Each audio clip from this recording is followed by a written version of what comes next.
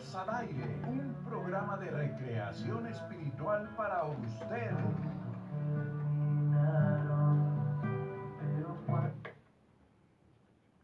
Muy buenos días, les dé Dios, queridos amigos.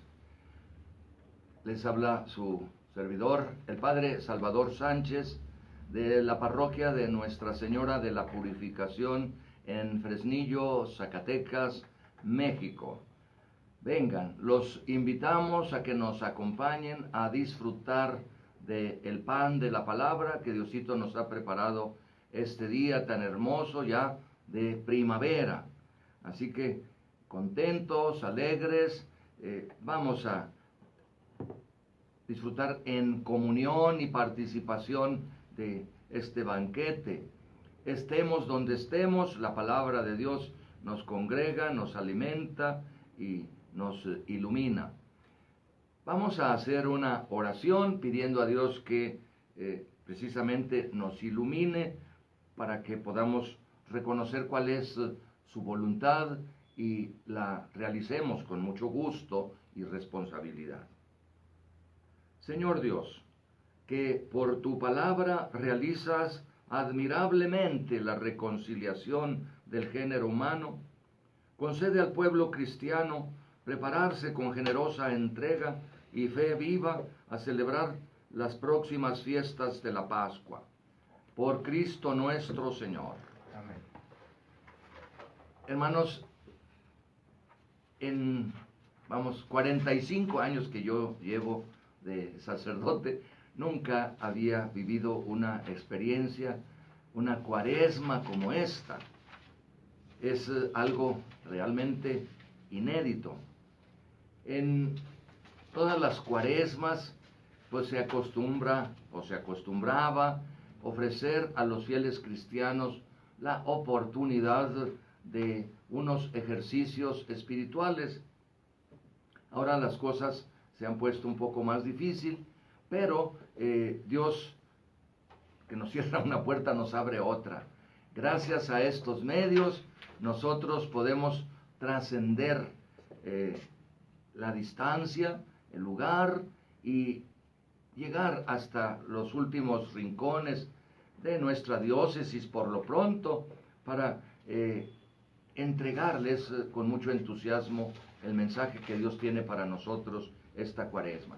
Yo quiero relacionar esta reflexión de hoy con la que tuvimos el domingo, hace 15 días, cuando presentaba yo la cuaresma así como un bloque, ¿verdad? No nada más fijándonos en el evangelio del día, sino todo el material que la iglesia nos ofrece, especialmente los domingos. Como muchos de ustedes saben, la liturgia de la palabra se nos va ofreciendo por paquetes, se pudiera decir, les llamamos ciclos. Y ahora estamos en lo que se llama el ciclo A.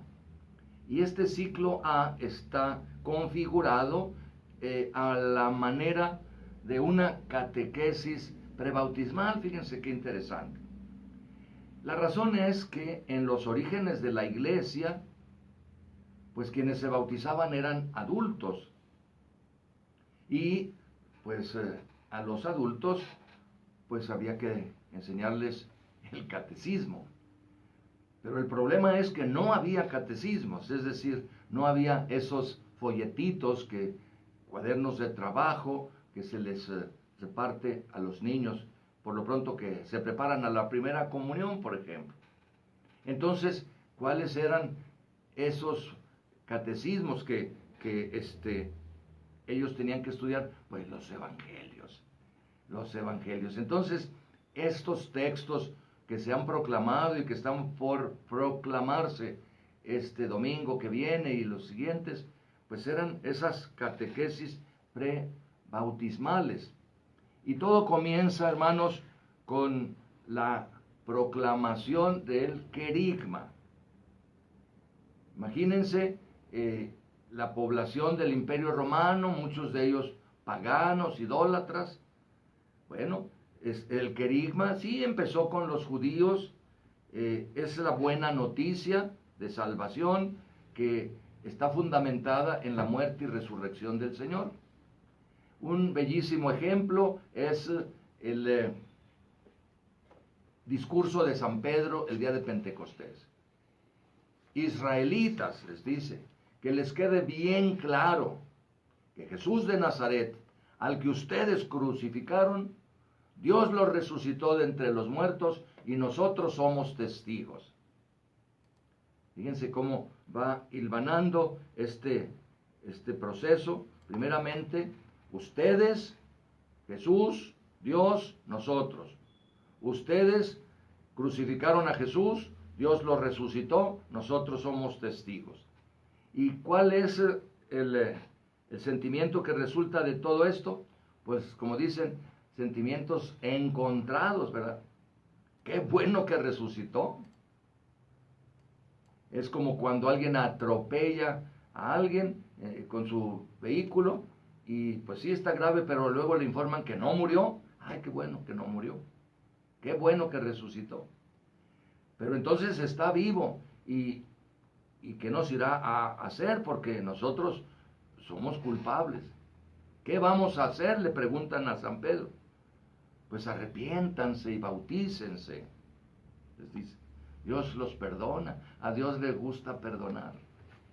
Y el día de Pentecostés, ustedes saben, bautizó en el Espíritu a más de 3,000 personas.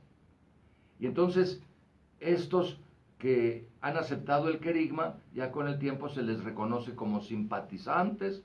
Después entran en ese proceso que se llama catecumenado, una especie de noviciado que duraba unos 2 o 3 años. Y cuando ya el catecúmeno ya había aprendido más o menos a vivir en cristiano, le decían, prepárate. Ya pasaron los escrutinios, los exámenes, ya reconocemos que ya estás preparado para recibir el bautismo, tienes tu última cuaresma de preparación.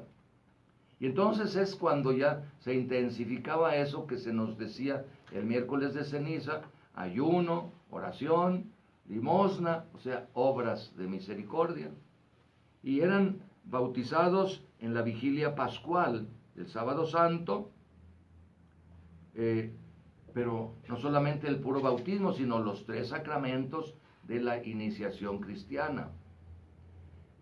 Ya a finales del primer siglo, ya en las iglesias había unas pilas donde se bautizaba por inmersión. Al salir los revestían de una túnica que significaba su dignidad de hijos de Dios. Luego los ungían con el crisma, o sea, los confirmaban y después les permitían pasar a participar, ahora sí, de toda la misa para que hicieran su primera comunión. Los 3 sacramentos de la iniciación cristiana en una misma noche. O sea que quedaban bien preparaditos, ¿verdad?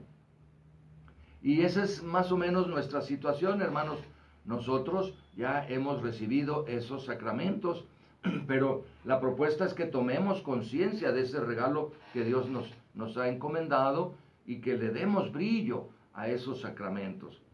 Las lecturas que se han proclamado los domingos de Cuaresma son esas catequesis. Primero vimos a Jesús en el desierto, en lucha contra el demonio que le planteaba esas tentaciones, y Jesús se defiende muy bien con la palabra de Dios. Eso nos hace pensar también en nuestro presente. Mientras estamos en este mundo, no nos vamos a ver libres de tentaciones. Y bueno, hay que prepararnos para la vigilia pascual. Dios quiera que se nos permita celebrarla, porque allí se nos va a invitar a renovar nuestro bautismo y renuncias a Satanás, a todas sus obras, a todas sus seducciones. Es decir, ¿estás dispuesto a rechazar todas las tentaciones del enemigo? Pero luego viene Jesús, que se presenta en el monte transfigurado, y hagan de cuenta que nos dice, como ustedes se ven, me vi, como ustedes me ven, se verán, ¿verdad? Ahí está Jesús ya, con sus vestiduras pues blancas con la nieve, su rostro relampagueante, es decir, se nos habla de la resurrección. Y cabalmente eso es el bautismo. En el bautismo nos sumergimos en el agua para participar de la muerte de Cristo y después de su resurrección. Luego vienen los 3 últimos domingos de Cuaresma, que son pues todavía más, o sea, están más enfocados aún en el bautismo. Por ejemplo, el domingo pasado vimos el encuentro de la samaritana con Jesús. ¿Y cuál fue el tema de todo esto? Pues el agua. Allí está Jesús sentado en el brocal del pozo, tiene mucha sed, se acerca a la samaritana y pues como él no tenía un cántaro para sacar, mujer le dice, dame de beber. Ella se queda azorada. ¿Por qué tú que eres judío me pides de beber a mí que soy samaritana? Mujer, si conocieras, ¿verdad? ¿Quién es el que te pide agua? Tú le darías y él pondría dentro de ti un manantial de agua viva. Es interesante cómo Jesús comienza pidiendo humildemente para luego dar. Es lo que sucedió, por ejemplo, en la cruz también. ¿Recuerdan cómo una de sus 7 palabras era esa? Tengo sed. Por favor, que alguien me dé agua, tengo sed. Jesús pide para dar. Cuando expira, el soldado le atraviesa el costado y de allí escurre sangre y agua. Y esa sangre y ese agua, hermanos, están espiritualizados. Es decir, allí están ya el Espíritu Santo. Y entonces ya esa imagen tan bonita del Señor de la Misericordia nos hace pensar en este misterio. ¿Recuerdan que allí están esos rayos rojos y azules? El agua y la sangre. El agua que es para nosotros una vida nueva, ¿verdad? El agua de nuestro bautismo y la sangre de la Eucaristía, ¿no? Entonces estamos hablando de temas pues muy, muy importantes que debemos de profundizar y agradecer, ¿verdad? Y para mañana, Dios mediante, vamos a entrar en otro tema bautismal que es la luz, ¿verdad?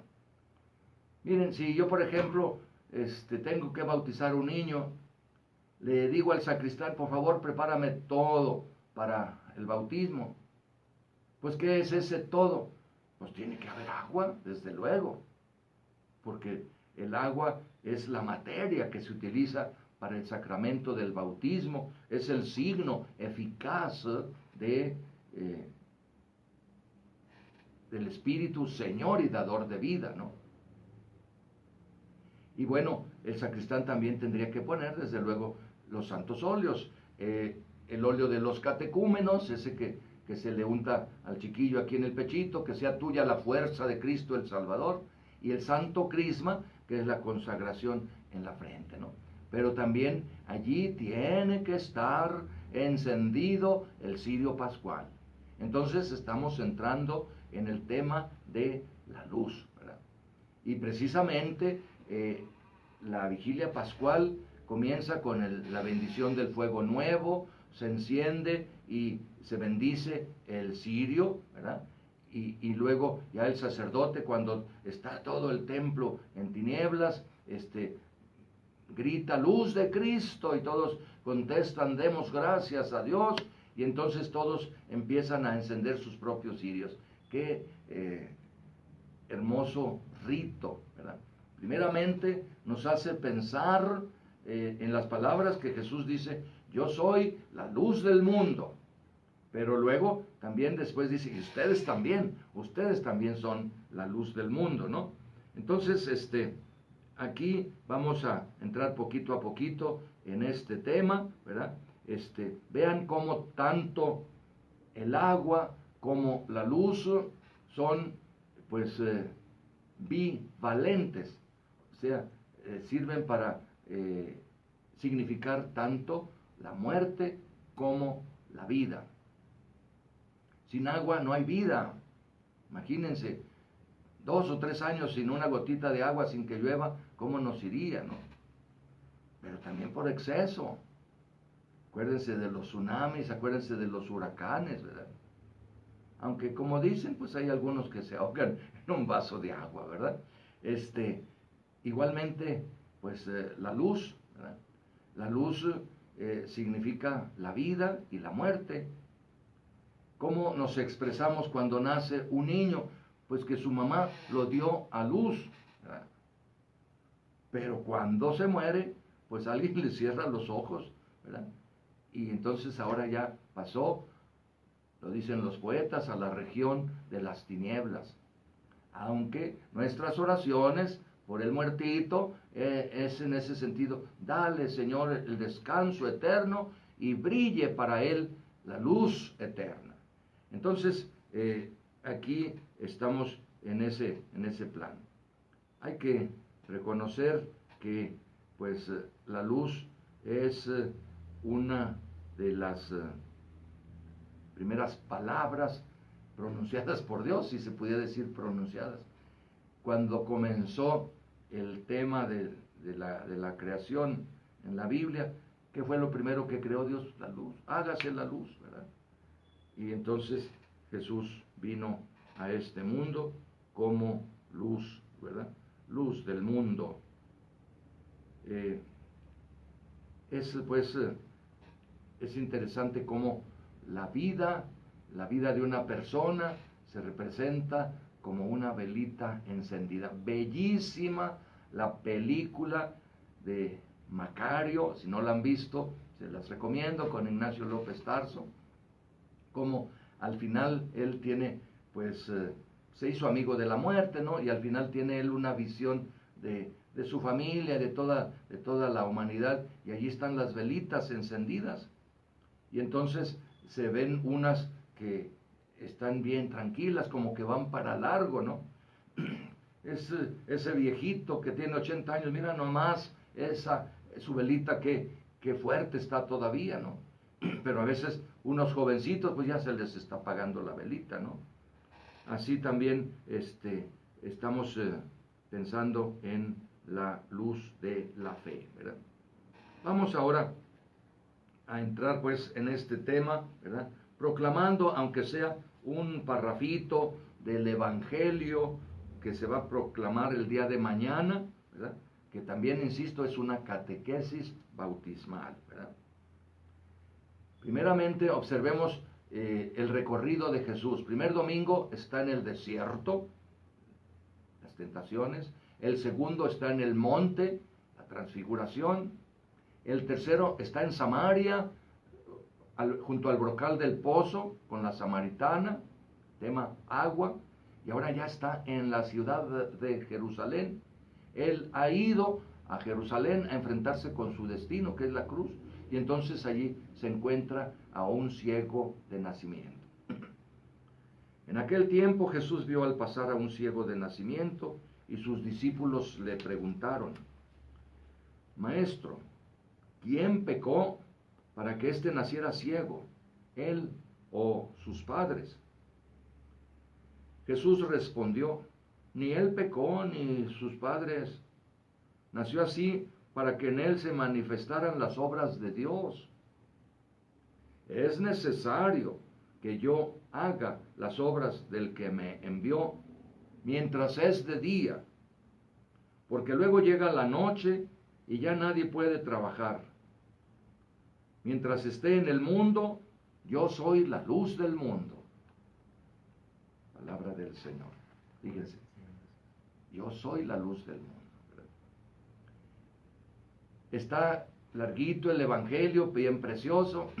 A mí me encanta imaginar lo que hizo Jesús, cómo hizo un poquito lodo con saliva, se lo untó al cieguito y luego le dijo: ve a lavarte a la piscina de Siloé.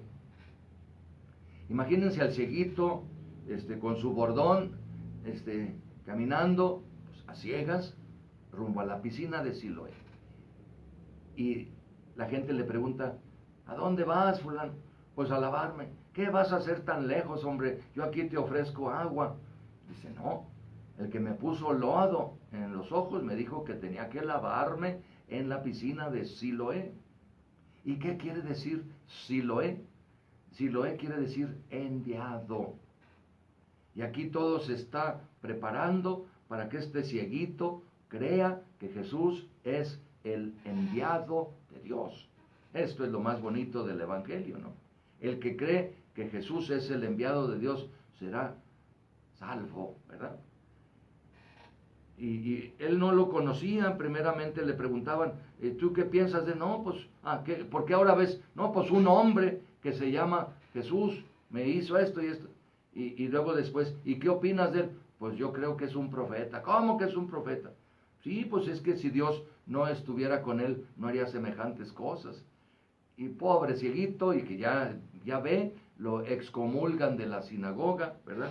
Y todo termina bien bonito cuando Jesús se lo encuentra, ¿verdad? Le pregunta, ¿crees en el Hijo del Hombre? ¿Y quién es, Señor, para que yo crea en él? ¿Ya lo has visto? El que está hablando contigo, ese es. Creo, Señor. Y postrándose, lo adoró. Ya estaba preparado para el bautismo, ¿no?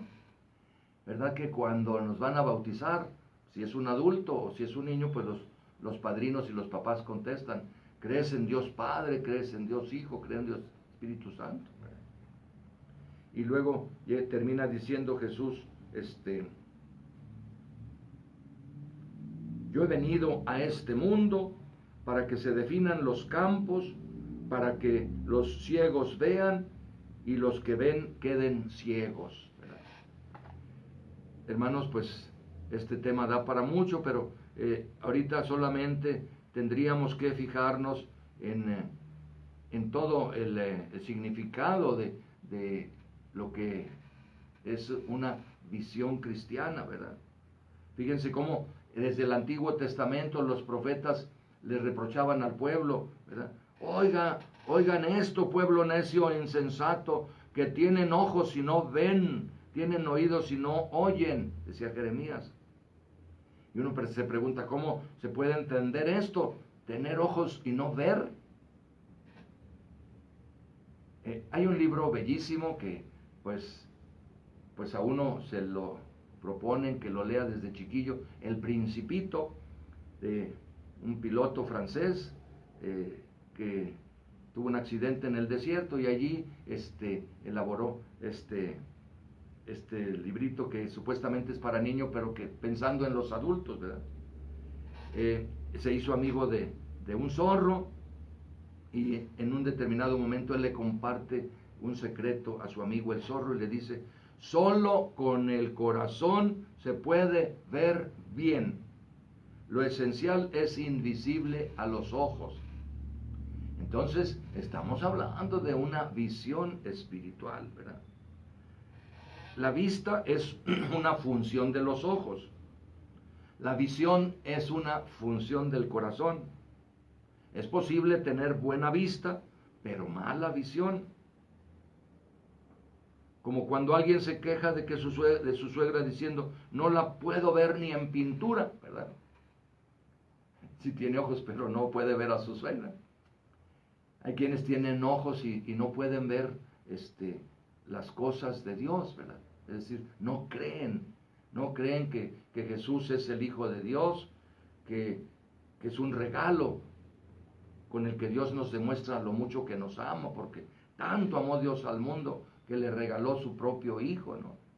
No se dan cuenta de que Jesús es Dios de Dios, luz de luz, Dios verdadero de Dios verdadero, porque murió y resucitó. O sea, tienen ojos y no ven. Se necesita esta visión que es la fe, ¿verdad? Nosotros pues tendríamos que pedirle a Jesús, como lo hicieron a esos cieguitos, ¿verdad? Que nos permita ver, ¿verdad? Es decir, que nos dé esa visión para poder pues vernos a nosotros mismos como Él nos ve, ver al prójimo como Él lo ve, ¿verdad? Hay quienes, por ejemplo, tienen tan baja su autoestima que se ven como una basura. Pues si se ven como basura, pues se tiran a la basura, es decir, a los vicios, ¿verdad? ¿Cómo ve el esposo a la esposa? Pues a lo mejor la ve como una criada que le truena los dedos, hazme y dame, tráeme, ¿no? A lo mejor ella lo ve a él como un proveedor, necesito esto y aquello y tráeme y dame. Pero deberían de verse, ¿verdad? Realmente como un regalo de Dios, ¿verdad? Con el que les demuestra lo mucho que los ama, ¿verdad? Si el esposo viera a su esposa como un regalo de Dios, pues la tendría así, ¿verdad? Como en un estuche lujosísimo, ¿no? ¿Cómo ven los padres a los hijos? Hay veces que los ven como un estorbo, como una plaga, ¿verdad? Realmente las personas que no quieren hijos, las que promueven el aborto, pues no tienen esta visión cristiana, ¿verdad? Piensan que los hijos son pues como una plaga, pues hay que acabar con ellos, ¿verdad?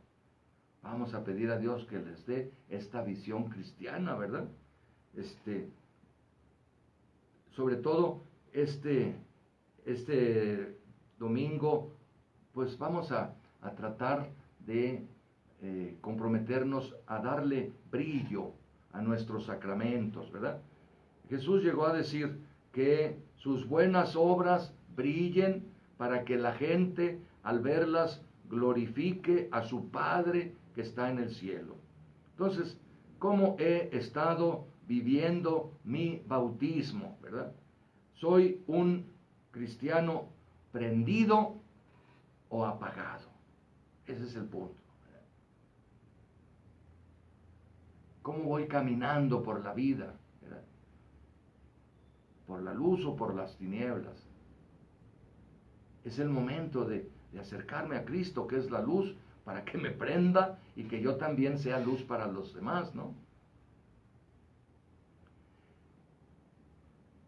El día en que los novios se casaron, Dios les dio varios regalos. Les dio, entre otros regalos, el don de la irradiación. Y vean ustedes cómo, pues irradiar quiere decir, pues echar rayos de luz. ¿Se han fijado, por ejemplo, en el cuadro de la Virgen de Guadalupe, ¿verdad? Cómo echa rayos bien bonitos. Así también los esposos cristianos que viven su bautismo y que viven su matrimonio responsablemente, pues echan rayos.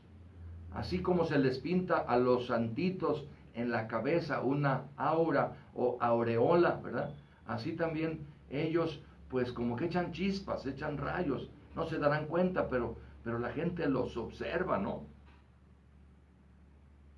Se fijan, por ejemplo, cómo se miran esos esposos que se aman, cómo se tocan, cómo se hablan, qué detallitos tienen el uno para el otro.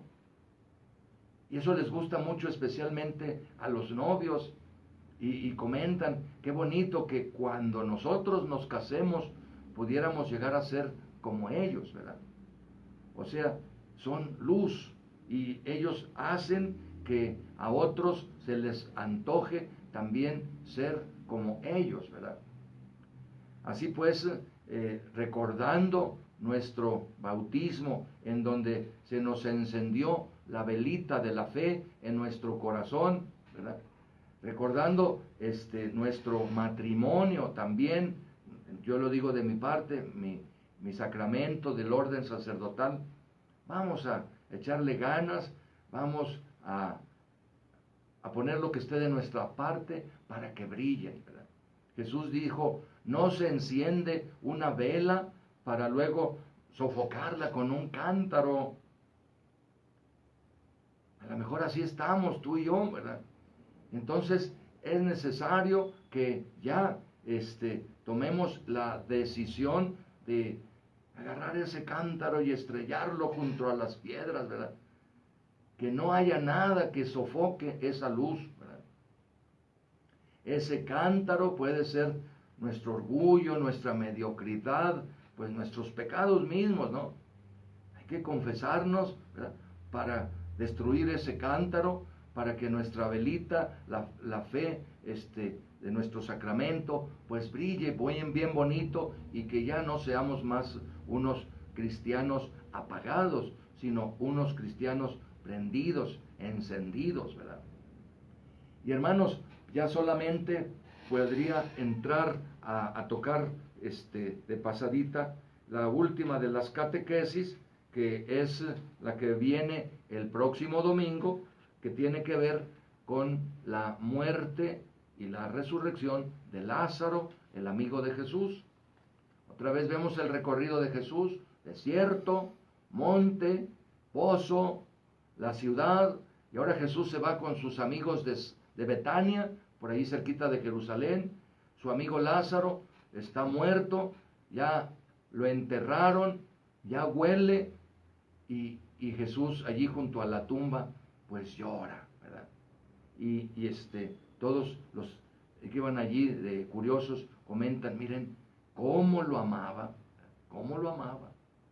Y otros decían: ¿qué no podía él, que dio la vista al ciego de nacimiento, hacer que Lázaro no muriera? Y entonces allí Jesús se pone a orar a su Padre, ¿verdad? Y así ya, diríamos, confortado con esa oración, les dice allí: quiten la piedra del sepulcro. Y entonces le echa un grito a Lázaro: sal fuera. Y el que estaba muerto y que ya olía mal, salió caminando por su propio pie, ¿verdad? Quítenle la venda para que camine.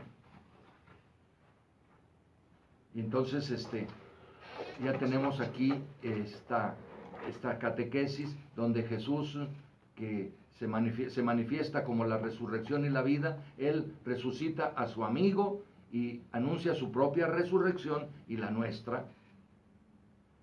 Jesús resucitó al tercer día, sus amigos como Lázaro al cuarto día, es decir, inmediatamente después. Y eso, otra vez, hermanos, se realiza mediante el bautismo. Así que vamos a seguir profundizando en estas catequesis, que sean pues unos ejercicios muy especiales en esta cuaresma. Aprovechémoslo y que Dios esté con ustedes. Dios los bendiga.